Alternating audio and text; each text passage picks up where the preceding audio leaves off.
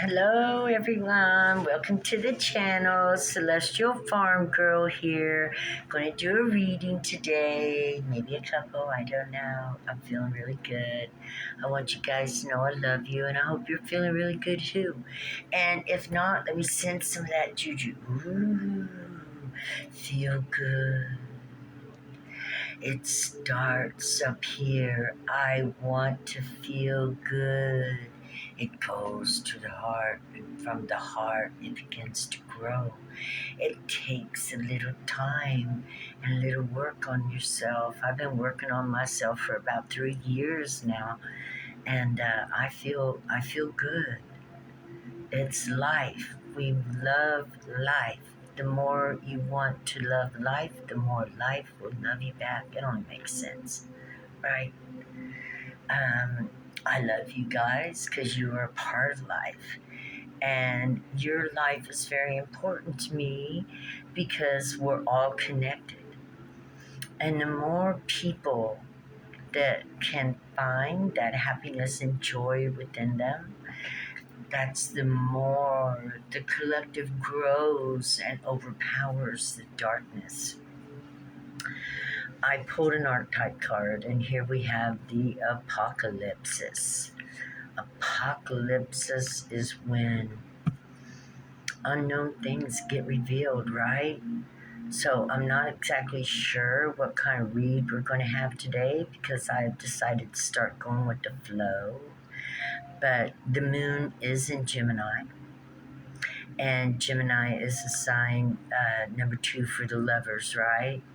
And so maybe we're going to begin to discover things about being a lover.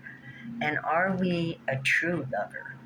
Do we truly love ourselves with as much goodness as we can so that that love is reflected out and draws out the love of others? If you can draw out the love of others, that is a good connection.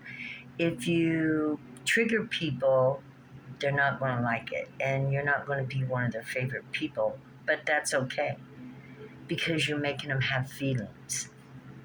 Apocalypse. Yeah, it's mind shattering. I'm going to read it here, but it's helping people to learn how to feel again. We've went so long without feeling anything, just numb, hiding behind whatever, we could, and taking all those feelings and smushing them down to where they are, where we think they're non-existent, but the more we push down our feelings, the darker and darker and heavier we feel. That's why it's very important to release those things, surrender them, such as the waning moon yesterday. We want to surrender. We want to look within and pull out the deepest and darkest things about ourselves. And we want to love them into peace. The one of the most beautiful things that I have ever heard was, if I'd have known then what I know now, which means we cannot be held responsible at this time for what we didn't know then. So we're already forgiven because we've grown from where we were. I got a doggone fly in here, and it's doggone intent on touching me. Okay? So I guess I should send it some love. Love to the fly. Okay, what are we going to talk about today? Well, we got body and mind here, and we got the thief. And, I got a download just before I done this. Oh, let's do the dice and the charms. I got a download, and I want to talk to you about it. It's about the things people believe in, how they believe, why they believe, what's the purpose of the belief, right? God, the Father, and the Mother were talking to me. I did a reading on my own, and the Father God come through, and it's been coming through in my masculine side that I've been reading for 3 days now, the maiden has showed up. And I dug a little deeper, and the father says he wants to be absolved from a crime. The high father, the good father, the father of righteousness, the ancient of days. You know, we're talking about the father before Adam and Eve, okay? We're talking about the All Father, the divine masculine principle that that the ideal or the dream was for the divine masculine. Okay, there we go. And the thought come to me that, you know, it's said that Jesus was crucified for the sins of the Father, or the sins of the fathers.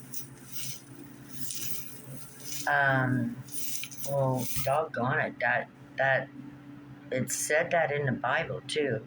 So what we're talking about is a judgment upon, you know, it seemed like some kind of something that were on the 12 tribes of Israel, because it seems every one of them was put on a cross, right? What the hell, right?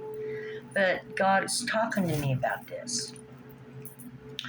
Wow, I drew a lot. I got a lot of them. Clouds. We got in clouds. So, yeah, the Father wants it to be known that we were never sinners and nobody had to die for our sins. That's a lie made up by the wealthy, the rich, the churches, the Templars, those who began creating banks and churches back in the day when they realized people were really afraid of God, right? And terrifying. So if they made up some kind of certain, you know, it kind of followed like in line, like one little idea come and then more ideas come. But the thing is these occultists created the churches. And it was created to bring fear to the people, that they would be afraid that God, you know, didn't love them, wouldn't want them. Now, I'm not going to get this perfect, but, you know, let's go back in time. There was a lot of plagues and, you know, there was a lot of children being born. There was a lot of things that were going on, and none of it made any sense. So let's go all the way back to the beginning of where we were thought and wanted to think we were worthless. Okay, we're going to follow the rabbit. Woohoo! Follow the rabbit. Let's get through these and see if I can't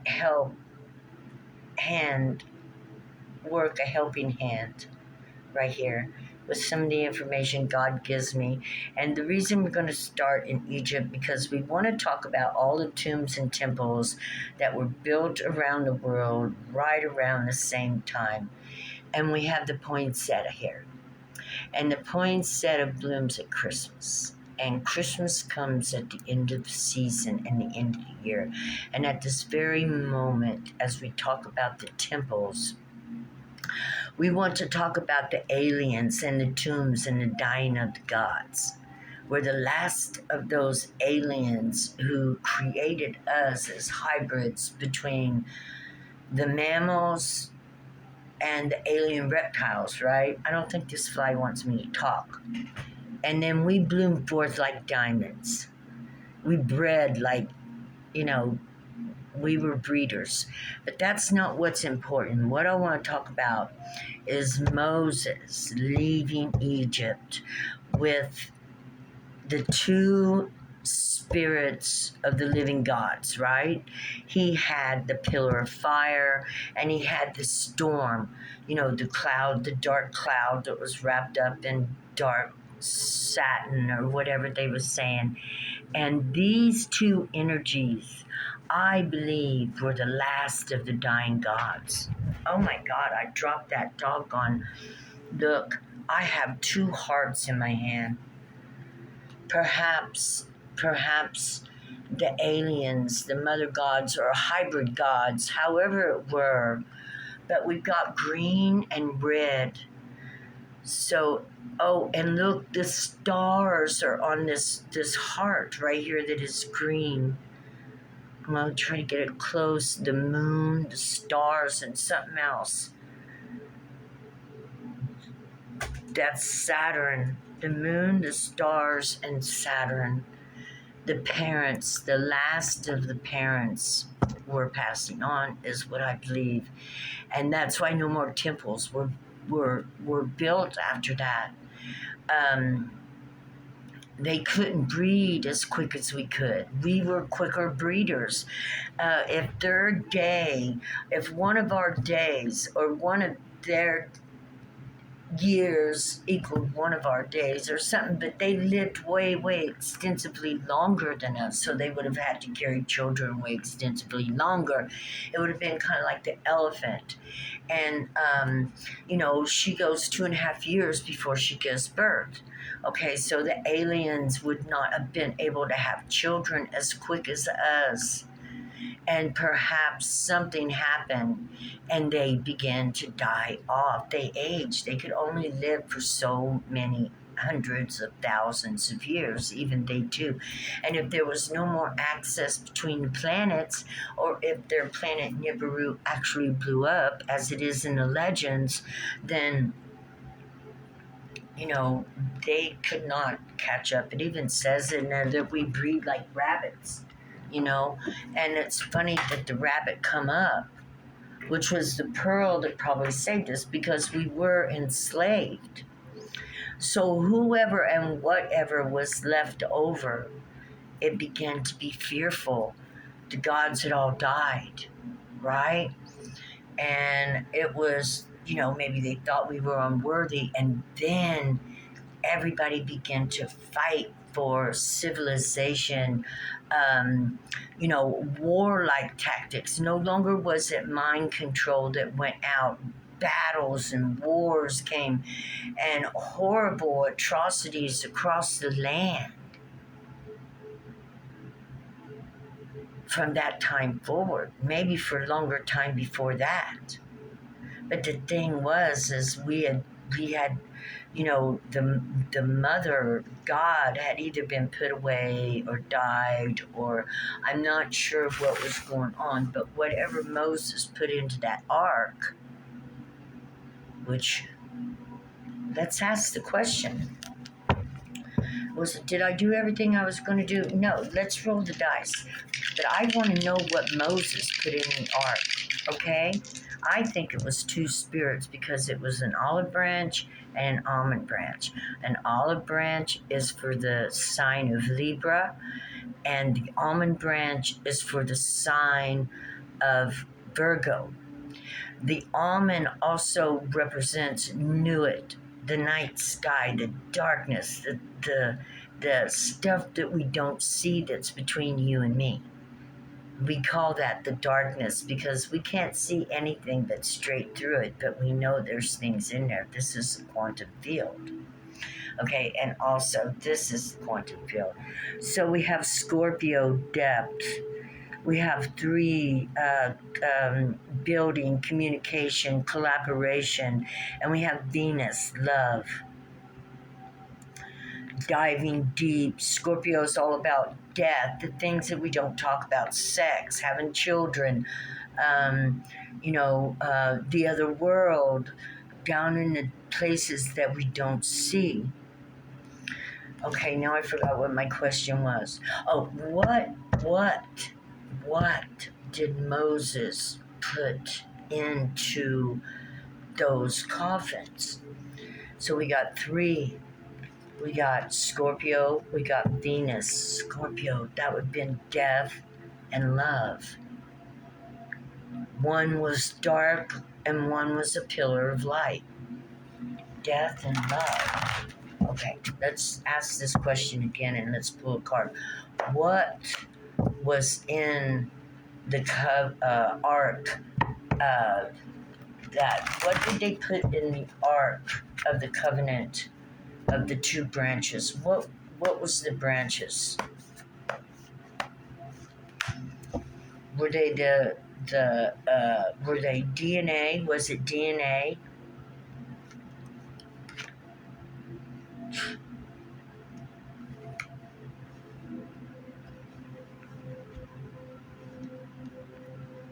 X. Ten of fire. We're going to read that. Light, energy. They put an energy in there. Fire, light, chakra. I don't know. Let's see. I gotta read that because I've read it several times, but we're gonna read it again because of the question. I hope everybody is doing great. I love you guys. I love looking through the mysteries of old and, you know, where's fire? There we are. Ten of fire. Doing self-mastery, mastery, evolution, enlightenment, light work, light being, discipline. Mastery of both craft and self. Take command of yourself and life. Take responsibility for your actions. Do not be a slave to outside forces. Order, structure, simplicity, discipline, and dedication. Stop making excuses. Act. You can do anything you set your mind to and act upon. The Ten of Fire, which also synchronizes with the Ten Commandments. The Ten of Fire symbolizes mastery, not just of a skill or a craft, but of oneself. It means understanding the tools of your craft and wielding them with skill and precision and craftsmanship. It is about knowing yourself and using that knowledge and understanding to bring to you all that you need and desire with the same level of skill, precision, and craftsmanship. The master illustrated in a Ten of Fire knows how to wield his personal power. He moves with clear intentions and he acts with the same intent. He is aware of what motivates his behavior and actions and exhibits complete self-command. He acts with deliberation and complete awareness. The effects of his actions will have upon him and his environment. He is not only confident, he is capable also. This has evolved from a person who lacked awareness and perhaps even blamed others for their problems in his life because he was unable to see that every action gives rise to a consequence. He once stumbled about, his inexperience resulting in more mistakes than triumphs. But he continued, and in doing so reached a crucial moment of enlightenment when he realized that in order to succeed, he had to take command of himself and his life. He had to take responsibility for his every choice made, for every action, and for every emotion. From that moment on, he would shape his life. He would shape who he was. He was no longer slave to outside forces. He would become a master. If the Ten of Fire appears in your reading, he indicates a time to step up and take charge of your life. It is time to dedicate yourself to the path of the master, not so you can have control over others, but so you can shape your life with skill and confidence. I would say this is absolutely kick a yes. Somehow they had a way of preserving some kind of DNA. And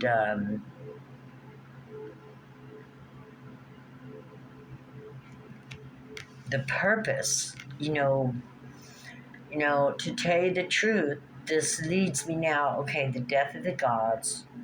The gods were going to resurrect because we all resurrect again and again. That's why over generations and generations and generations, the power of godliness has, it's not so wild and primordial anymore. It is tamed down. It's within each and every one of us. It's in our structure the structure of our energetic system of which we, manage. If we live here, we're very sexually aroused. If we live here and here, we're very creative sexually. If we live here, here, and here, our we just don't care about much more than money, sex, rock and roll. But when we come up into our heart here and begin to open our heart chakra, which each and every one of us have the opportunity to open these doors to becoming a whole entity, a whole light being. The heart chakra opens up to self-love. It opens up to love. You want to love, right? Love is a beautiful feeling, and we want people that we can love. But the most important thing, because people won't always be there, is learning to love yourself. Learning to love yourself and everything that you've ever done. Not loving it to make you prideful, but loving it, especially the shame, the guilty consciousness, because none of us are perfect. We've all done things that, I could tell stories of things that I've done that right now, when I think about it, terrify me. I can't believe that I was that person. Yeah, I was not then what I am now. But once I started feeling how good it felt to tell the truth, the empowerment of cleansing myself, getting all that nervous, reckless anxiety rid of the old energies that I used to be that I wasn't anymore. It's completely changing. But now let's go back to this right here. Creating light beings, maybe. It was a light and a dark. Wow, we just got that. Okay, so this darkness also represented something. So there was a light being in there, and we know that because one of the things was a pillar of light. It could have been the integration, maybe, of the chakra system into a human being, because the gods were all dying. They died. That's what the pyramids were all standing around the world, from China, Asia, Hindu, all these pyramids and stuff that we can't build today. They had aged and died out, and so did their offspring. That's what I'm hearing. Okay, so we've got this thing, and we might be going, we've got the light. One of the things we know was a pillar of light. Now, what would we say, Holy Spirit? There was two branches. The olive tree branch and the almond branch. And like I said, the almond branch represents nut.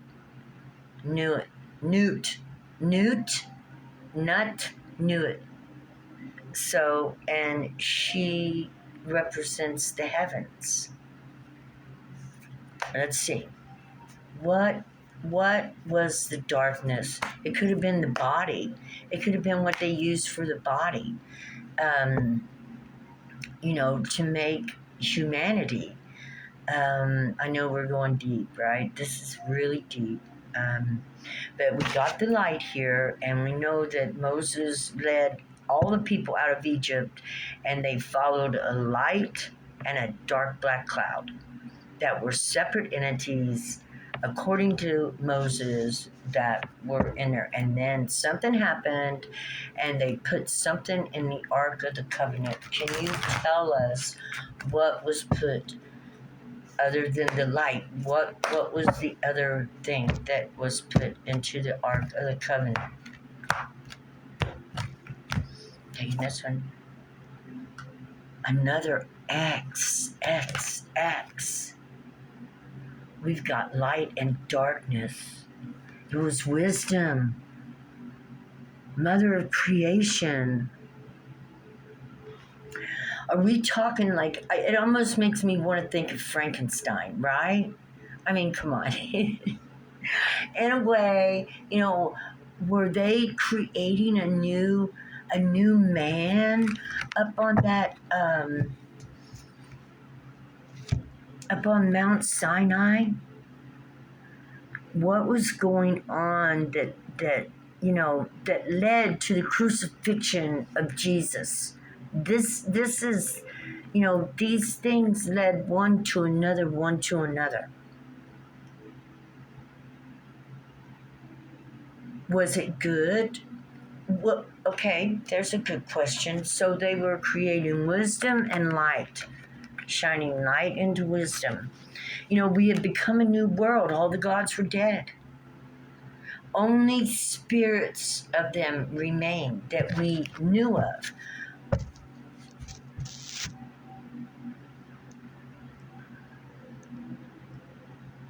Nobody claimed godhood very much after that time. I'm trying to think back of what I've read, or kingship. Okay. Was what they were creating, was it for the people or for control of the people? What were they doing on the mountain of Mount Sinai, which at one time would have been called the Mount of Anna? And Anna was a fighter of justice. She was a goddess, Ishtar as well, probably Isis as well. She was protector, basically, of the earth and the children, accordingly. But they've also got her represented as a very sexual being, so I don't know. And of course, back then, men, they were the same as animals. Male people only wanted to breed. That's the truth. There you go, Queen of Air. And they're still in their primitive mind only wanting to breed. Many of them good at hiding it, but a few, some of them aren't. Okay, anyway. Okay, so was what they were creating in that up on Mount Sinai and whatever they were doing with the lightning and the thunder crashing down, according to what is told, were they creating something for the people that would benefit the all? The Crone and endings of hard times. She's a force to reckon with. Oh, you don't want to get a crone on your ass. Crone. A woman who hasn't been beat down because she's grown a few years. A woman who's no longer worried about making anybody happy but herself. A woman who walks in truth and protects those that can't protect themselves. A woman who's inquisitive. A woman who's ready to fight and a force to reckon with. Okay. And the ending of bullshit. Is this true? Okay. Was it for a positive for the people or was it a negative? We're getting ready to go. A lot of thoughts going on here. Death of the gods, and they were going to take their spirits and hold them and control them and regulate them to be born where they wanted. Oh, they were creating heroes.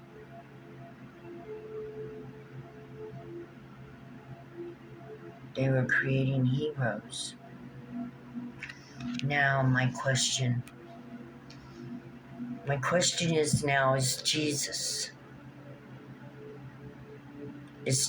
a reincarnation of one of those spirits?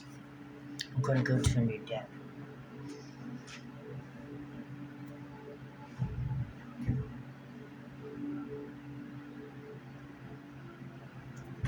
Doggone it. I don't see it. Hold on. I got my mind on a special deck and I may have carried it off somewhere. I was looking at it earlier. Okay. All right. Okay. Let's see. Let's go with...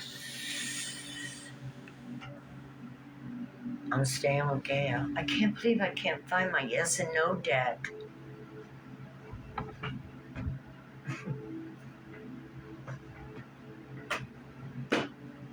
I just used it too. Oh, there it is behind the phone. There we go. There we go. There we go. Yay. Okay. Was Jesus a reincarnation of one of these spirits? Was he a part of the Ark of the Covenant? Was he the return of the ancient god Osiris, who believed in martyrdom and who worked through martyrdom?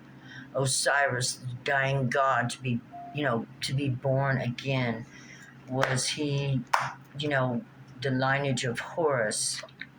Oh, son of a bitch. Yes. Libra and Scorpio. So Jesus was of the family lineage of Osiris, Horus, Set, and his DNA. One more time we're going to ask, was his DNA, his overall it's spirit? That's where your spirit resides. How in the hell did they pull the spirit out of the DNA? Okay. Was it his DNA that was put in the box? A masculine DNA.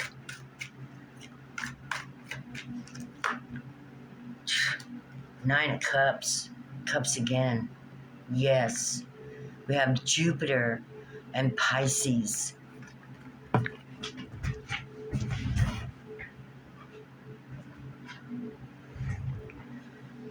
Wishes coming true, material success, yearning, abundance, complacency, happiness, enjoyment, superficial desires, inner fantasies, completion, achievement of goals, attainment, integration, the end of a cycle. Yes. Yes. That's mind-blowing, right? That's mind-blowing. 2 yeses. Yes, he was the dying god Osiris, resurrected again. Okay.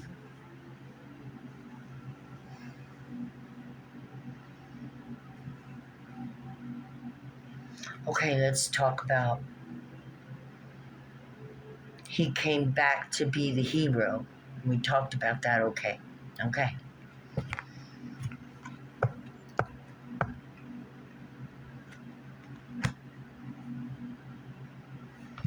Okay. All right. Let's talk about the other one that was in there, wisdom.